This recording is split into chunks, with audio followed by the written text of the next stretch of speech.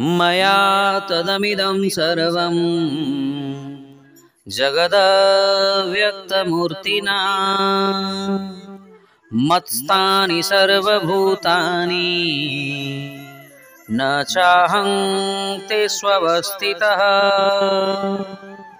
बंधुगण, संसार को सृष्टि कला परे भगवान सप्तम स्वर्ग थाई तांक संसार ठीक रे चालुछि कि नहीं ताहा निरीक्षण करि नथांती। वेदरे बारंबार यह घोषणा करा जाइछि जे भगवान संसार रे सर्वत्र व्याप्त अटंती। श्वेताश्वतर उपनिषदरे उल्लेख अछि एक देवः सर्वभूतेषु गुडः सर्वव्यापी। अर्थात गोटिए ही ब्रह्म अछंती, से समस्तंक हृदय निवास करंती एवं संसार रे सर्वत्र विद्यमान अटंती। ईशोपनिषदरे मध्य यह कहा जाइछि ईशावास्यं इदं सर्वं यत् किंच जगत्यां जगत्।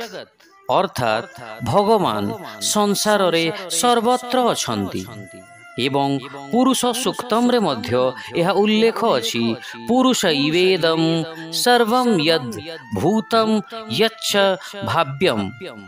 अर्थात संसार रे जहा रहिछि एवं रहिबो भगवान सर्वत्र व्याप्त अटंती। बंधुगण, केतेक प्राच्य दार्शनिक यह मत देइथांती जे संसार भगवानंक परिणाम अटे। उदाहरण क्षीर अमिश्र सामग्री अटे, किंतु यह अम्लर बा एसिड्र संस्पर्शरे आसिले ताहा दही रे परिणत होई जाइथाय। अतएव दही क्षीरर रूपांतरित परिणाम अटे। सेहीपरि केतेजन परिणामवादक प्रचारक माने कहंती भगवान संसार रे रूपांतरित होई जाइछंती एवं अन्य दार्शनिक माने मध्य दाबी करंती जे संसार विवर्त, अर्थात गोटिए वस्तु को अन्य एक वस्तु भावी भ्रमित हेबा। उदाहरणतः अंधार रे भ्रमतवशतः गोटिए दौड़ी को साप मने करिबा, चंद्र आलोक रे चमकुथिबा गोटे शामुका को रूपा मने करिबा इत्यादि। सेहीपरि समाने कहंती केवल भगवान अछंती एवं कौनसी संसार नहीं। आमे जहाको संसार मन करिथाउ ताहा वास्तव रे ब्रह्म अटे।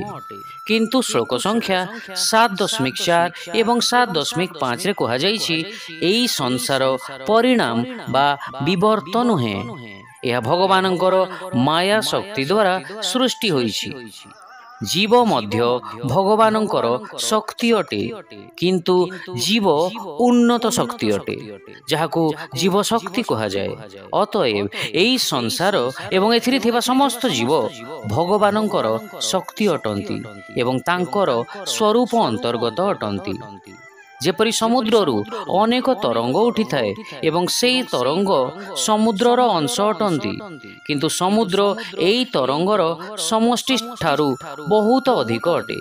ठीक सेहीपरि जीव एवं माया भगवानंक स्वरूप रे स्थित रहितांती, तथापि से सेमानंक ठारू बहुत ऊर्ध्वरे। शिक्षा समस्त भौतिक परिप्रकाश रे मो अव्यक्त रूप रे व्याप्त अछि। समस्त जीव मो ठारे निवास करंती, मु तांको ठारे निवास करे नहीं। This entire cosmic manifestation is pervaded by me in my unmanifested form. All living beings dwell in me, but I do not dwell in them. Hare Krishna.